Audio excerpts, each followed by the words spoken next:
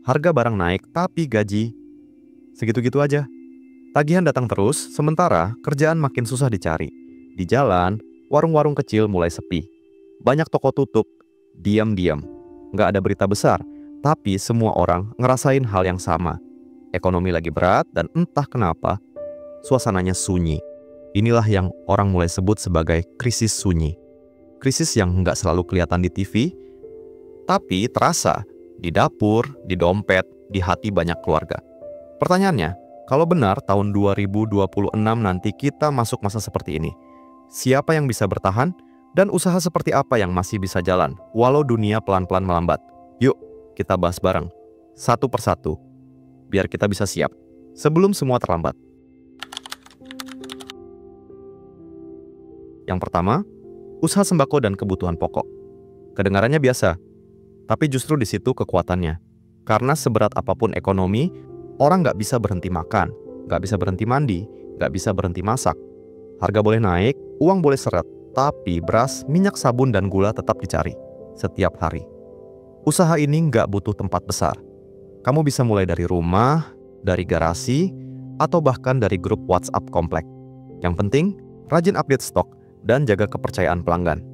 Kadang orang beli bukan karena kamu paling murah, tapi karena kamu paling mudah dihubungi. Kalau punya sedikit modal, kamu bisa gabung distributor lokal, beli barang grosiran biar marginnya lebih tinggi.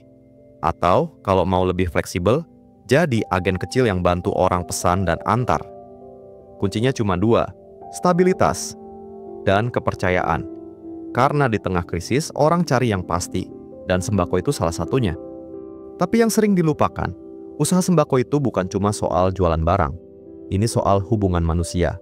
Kalau kamu bisa bikin pelanggan nyaman, mereka bakal balik, bahkan kalau harga kamu sedikit lebih mahal. Apalagi di masa krisis, orang lebih pilih beli di tempat yang mereka percaya, daripada ke toko besar yang dingin dan nggak peduli. Mulailah dari kecil. Catat siapa pelanggan tetapmu, tawarkan sistem pesan dulu baru kirim, atau bantu warga sekitar yang nggak bisa keluar rumah. Hal-hal kecil kayak gini bisa jadi pembeda besar. Dan kalau kamu jeli, kamu bisa kembangkan jadi toko komunitas. Bukan sekadar tempat beli kebutuhan, tapi tempat saling bantu. Jadi, jangan remehkan warung kecil. Kadang justru di sanalah ekonomi rakyat tetap hidup. Waktu dunia di luar sedang goyah. Yang kedua, usaha makanan dan minuman rumahan. Krisis justru bikin orang makin realistis. Pengen makan enak, tapi tetap hemat. Nah, di situ peluangnya. Karena makanan tuh nggak kenal musim. Orang tetap butuh makan, apalagi kalau rasanya ngangenin. Mulainya juga nggak perlu modal besar. Dapur rumah bisa jadi tempat produksi, dan media sosial jadi etalase paling murah. Kamu bisa jual lauk harian, camilan, minuman segar, sampai sambal khas buatan sendiri. Yang penting, rasa dan kejujurannya dapat. Lihat aja di sekitar, banyak yang mulai dari kecil, cuma posting foto masakan di grup tetangga, tapi lama-lama punya pelanggan rutin. Kalau dikemas rapi dan punya ciri khas, orang bakal cari lagi. Dan kalau bisa dikirim antar kota, potensi pasarnya malah makin luas. Intinya, makanan itu bahasa yang semua orang paham. Selama kamu masak dengan hati, krisis sekalipun nggak akan matiin rezekimu. Tapi makanan bukan cuma soal rasa, melainkan soal cerita dan kepercayaan. Orang sering beli bukan karena lapar, tapi karena ingin ngerasain kenyamanan. Mungkin dari aroma sambal, atau dari tekstur gorengan yang ngingetin rumah. Jadi, kalau kamu jualan makanan rumahan, kasih sentuhan pribadi. Tulis cerita kecil di kemasan, atau kasih ucapan terima kasih sederhana. Hal-hal kecil kayak gitu bisa bikin pelanggan merasa dihargai. Jangan takut mulai dari kecil. Bahkan kalau kamu cuma bisa produksi 10 bungkus per hari, yang penting konsisten dan niatnya jujur. Pelan-pelan kamu bisa tambah varian, belajar soal kemasan, dan atur strategi pengiriman.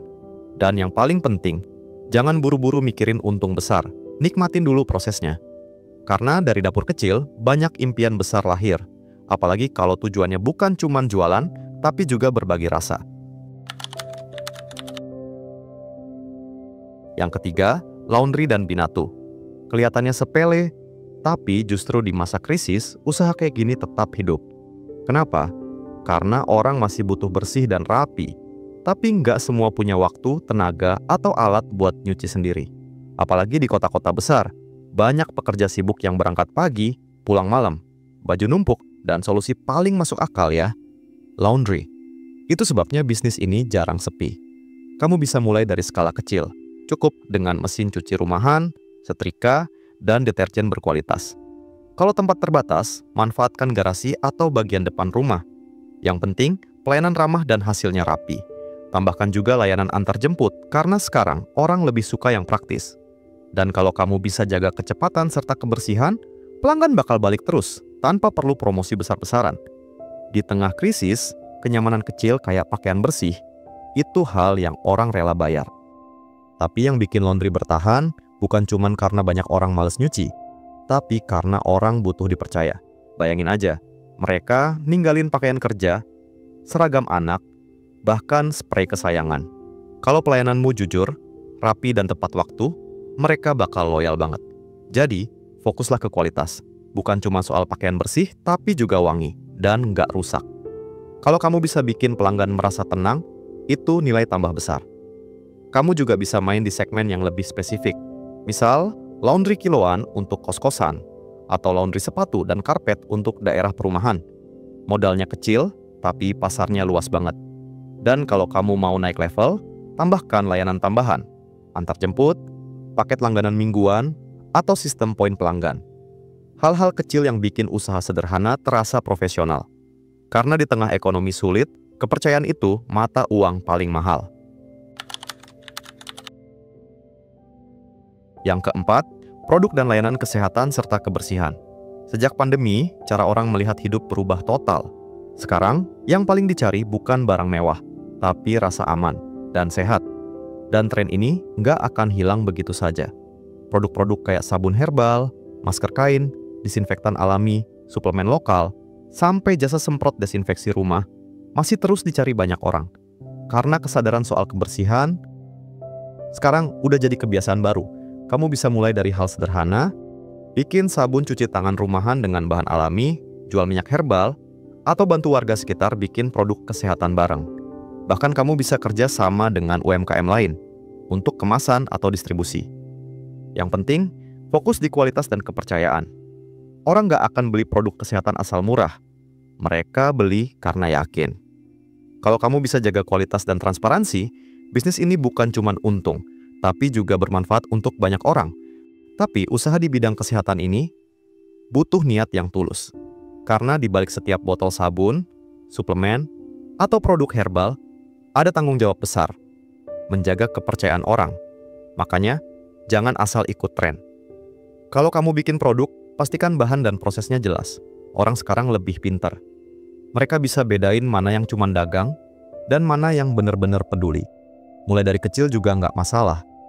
Misalnya, jual sabun cuci tangan isi ulang di kampung sendiri, atau buka jasa cuci dan sterilisasi helm dan sepatu. Kelihatannya sepele, tapi bermanfaat banget. Dan kalau kamu bisa gabungkan kualitas produk dengan nilai sosial, misal bahan dari petani lokal, atau kemasan ramah lingkungan, itu jadi pembeda besar di pasar yang makin sadar. Karena di masa krisis, orang bukan cuma cari sehat, tapi juga cari makna dari apa yang mereka beli. Yang kelima, pertanian dan peternakan skala kecil. Banyak orang kira ini cuma buat yang punya lahan luas, padahal enggak juga. Sekarang, di tengah ekonomi yang enggak pasti, punya sumber pangan sendiri justru jadi kekuatan paling nyata. Sayur, cabai, telur, ayam kampung, sampai ikan lele. Semuanya selalu dibutuhkan. Dan menariknya, hasil kecil tapi rutin bisa lebih menenangkan daripada usaha besar yang untungnya naik turun. Kamu bisa mulai dari kebun belakang rumah atau bikin kolam terpal di halaman. Sekarang juga banyak komunitas tani kota yang bisa bantu belajar bareng. Apalagi kalau dijual langsung ke konsumen lewat media sosial, harga bisa lebih bagus tanpa lewat tengkulak. Yang penting, niatnya jelas, bukan cuma cari uang, tapi juga ketahanan. Karena kalau dunia goyah, orang yang bisa menanam dan beternak sendiri bakal tetap berdiri tegak. Tapi jangan salah, bertani dan beternak itu bukan cuma soal tanah dan alat. Ini soal sabar, soal rutin, dan soal peka sama alam. Karena hasilnya nggak datang cepat, tapi kalau tekun, hasilnya pasti ada. Mulailah dari kecil. 1 bedeng sayur, 2 ekor ayam, atau kolam lele ukuran terpal. Nggak perlu langsung besar, yang penting belajar dulu ritmenya. Kapan panen, kapan kasih pakan, kapan jual. Gunakan media sosial buat promosi hasil panen ke tetangga atau komunitas sekitar. Bahkan kamu bisa jual sistem langganan sayur mingguan, di mana pelanggan dapat hasil panen segar langsung dari kamu. Dan yang paling menarik, usaha kayak gini bisa jadi warisan baru. Anak muda sekarang mulai balik ke tanah, cari hidup yang lebih tenang. Karena di dunia yang serba digital, punya usaha yang tumbuh dari tanah sendiri, terasa lebih nyata dan membahagiakan. Yang keenam, energi terbarukan dan panel surya mini. Mungkin kedengarannya masih baru, tapi pelan-pelan, ini mulai jadi kebutuhan di banyak tempat.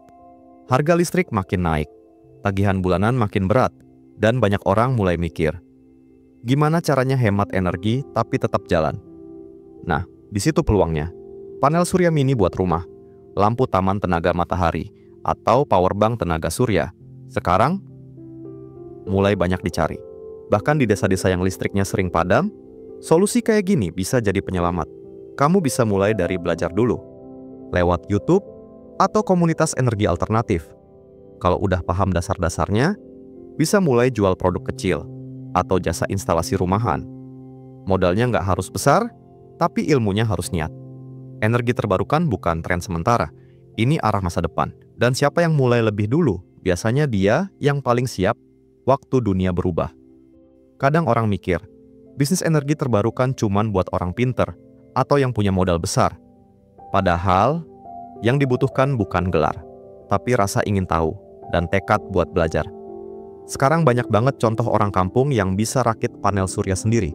Cuman modal nonton video dan nyoba berulang kali. Mulai aja dari kecil. Misalnya jual lampu taman tenaga surya atau bantu tetangga pasang panel buat pompa air. Dari situ kamu belajar, sambil dapat penghasilan tambahan. Yang penting, kamu ngerti manfaatnya dan bisa jelasin dengan sederhana.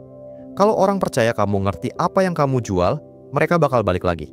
Dan kalau kamu bisa bantu orang lain hemat listrik, itu bukan cuma bisnis, tapi juga kontribusi buat masa depan. Karena dunia pelan-pelan berubah. Dan yang bertahan nanti bukan yang paling kuat, tapi yang paling cepat beradaptasi. Yang ketujuh, jasa servis dan perawatan barang. Mau krisis segede apapun, barang rusak tetap aja butuh diperbaiki. Nggak semua orang bisa beli baru. Malah justru di masa sulit, banyak orang lebih milih benerin daripada ganti. Itulah kenapa jasa servis selalu punya tempat. Mulai dari perbaikan HP, kipas angin, setrika, motor, sampai AC rumah.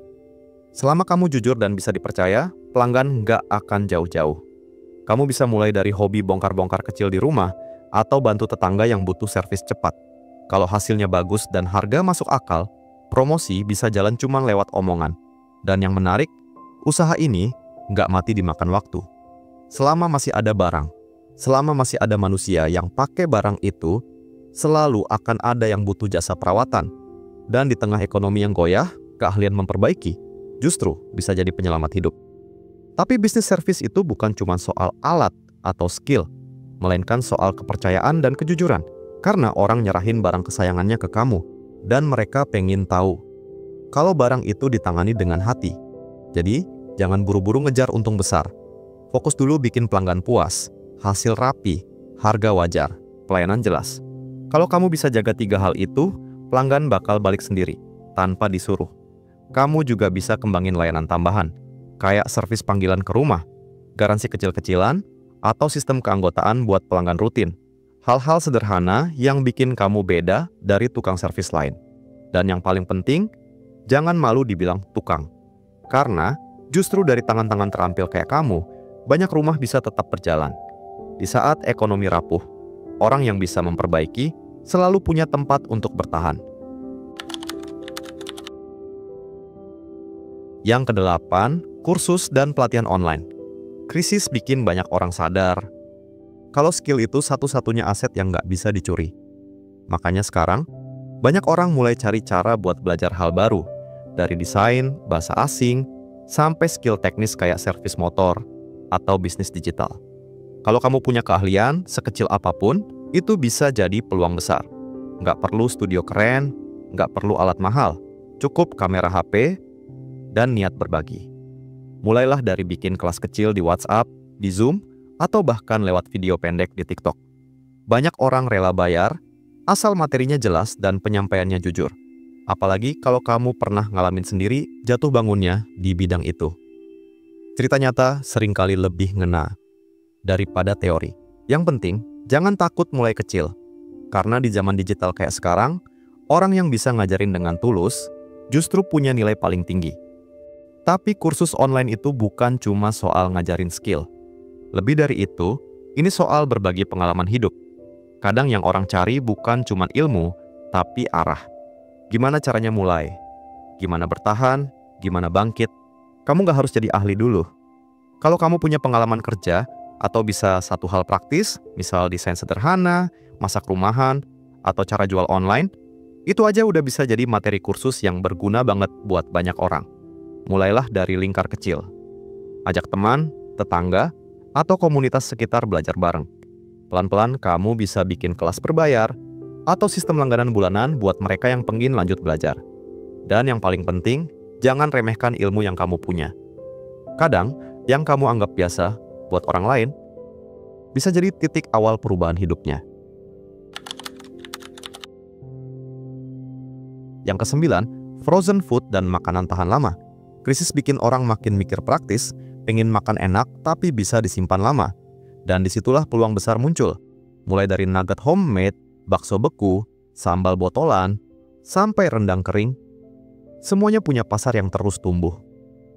Orang kota suka karena praktis, orang desa suka karena tahan lama, dan orang sibuk suka karena tinggal goreng, kukus, atau panasin. Apalagi kalau rasanya khas, buatan rumah, tapi kualitasnya bagus. Kamu bisa mulai dari dapur kecil dengan freezer sederhana. Pelajari cara pengemasan yang rapi dan higienis, karena tampilan produk juga menentukan kepercayaan pelanggan. Kalau bisa kirim antar kota, pasarmu bisa meluas tanpa harus buka toko fisik. Yang penting, konsisten jaga rasa dan kebersihan. Karena makanan tahan lama itu bukan cuma soal awet, tapi tentang rasa yang tetap jujur. Dari dapur. Tapi di balik bisnis frozen food, ada hal penting yang sering dilupain. Cerita di balik rasa. Orang sekarang nggak cuma beli makanan, mereka beli kepercayaan. Mereka beli nostalgia. Mereka pengen tahu siapa yang bikin, pakai bahan apa, dan gimana cara masaknya. Makanya, jangan asal jual. Kasih identitas di tiap produk. Tulis nama kamu, cerita singkat tentang asal resepnya, atau bahkan foto sederhana dari dapur kamu. Hal kecil itu bisa bikin pelanggan merasa dekat dan percaya. Kamu juga bisa main di niche yang lebih spesifik, misalnya makanan daerah yang dikemas modern, atau produk sehat tanpa pengawet untuk keluarga muda. Dan jangan lupa, promosi di media sosial sekarang gratis, asal konsisten dan jujur. Tampilkan prosesmu, bukan cuma hasilnya. Karena di tengah dunia yang serba instan, orang masih cari makanan yang punya jiwa dan kehangatan rumah. Yang terakhir, pengelolaan air dan refill station. Mungkin nggak sepopuler bisnis kuliner atau fashion, tapi ini salah satu kebutuhan paling mendasar manusia, air bersih. Dan faktanya, makin kesini, air bersih justru makin mahal dan susah didapat. Banyak daerah yang sumurnya mulai kering, atau airnya udah nggak layak minum tanpa filter. Nah, usaha isi ulang air galon, filter air, atau jasa pembersihan tandon rumah jadi solusi yang dicari banyak orang.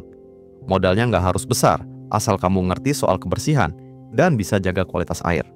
Karena di bisnis ini, kepercayaan pelanggan adalah segalanya.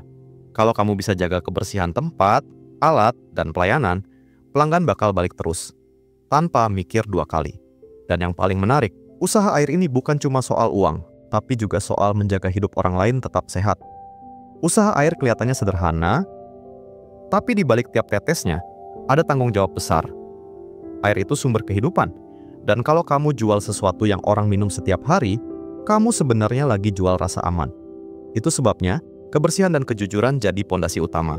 Jangan pernah main-main soal kualitas, karena sekali pelanggan kecewa, kepercayaan bisa hilang selamanya. Kalau kamu punya tempat kecil, mulailah dari depot isi ulang skala rumahan. Pelajari cara perawatan alat, ganti filter secara rutin, Dan selalu jaga tampilan tempat tetap bersih dan terang. Tambahkan layanan antar galon ke rumah pelanggan. Karena di era serba sibuk, kenyamanan kecil kayak gitu bisa jadi nilai tambah besar. Pelan-pelan kamu bisa tambah cabang atau kembangin jadi sistem refill eco-friendly. Ingat, bisnis air ini bukan sekadar dagang, tapi juga bentuk pengabdian kecil buat lingkungan dan buat sesama. Krisis itu datangnya nggak selalu kelihatan. Kadang nggak ada suara, tapi pelan-pelan bikin banyak orang kehilangan semangat. Itulah yang disebut krisis sunyi. Bukan cuma soal uang, tapi soal arah, soal cara kita bertahan hidup. Tapi kalau dipikir-pikir, setiap masa sulit selalu melahirkan orang tangguh. Bukan yang paling kaya, bukan yang paling pintar, tapi yang paling mau belajar dan beradaptasi. Dari warung kecil, dapur rumah, sampai kolam ikan di halaman, semua bisa jadi jalan buat bertahan, asal dijalani dengan jujur, tekun, dan niat baik. Jadi sebelum 2026 benar-benar datang, mulailah dari hal kecil yang bisa kamu kendalikan hari ini. Karena masa depan bukan buat yang nunggu, tapi buat yang siap melangkah, walau pelan. Video ini bukan ajakan untuk buka usaha tertentu, atau bentuk investasi apapun ya. Semua isi di sini murni buat edukasi dan refleksi bareng-bareng, biar kita sama-sama lebih siap menghadapi perubahan ekonomi. Setiap orang punya situasi yang berbeda, punya rezeki yang berbeda, punya kemampuan yang juga berbeda. Jadi sebelum mulai usaha apapun, lakukan riset sendiri, hitung risikonya, dan sesuaikan dengan kondisi kamu. Tujuan video ini sederhana, ingatkan bahwa bertahan itu perlu rencana, bukan panik. Kalau kamu ngerasa video ini membuka mata dan bikin kamu lebih siap menghadapi masa depan, jangan lupa klik tombol like, biar makin banyak orang sadar pentingnya bertahan di masa sulit. Tulis juga di kolom komentar usaha mana yang paling cocok buat kamu di tahun 2026 nanti. Siapa tahu, dari situ kita bisa saling tukar ide dan pengalaman. Dan kalau kamu mau terus dapat konten reflektif tentang ekonomi rakyat, usaha kecil, dan cara bertahan di tengah ketidakpastian, subscribe sekarang, nyalain loncengnya. Biar kamu nggak ketinggalan tiap kali ada pembahasan baru tentang hidup, kerja keras, dan cara bertahan di zaman yang terus berubah.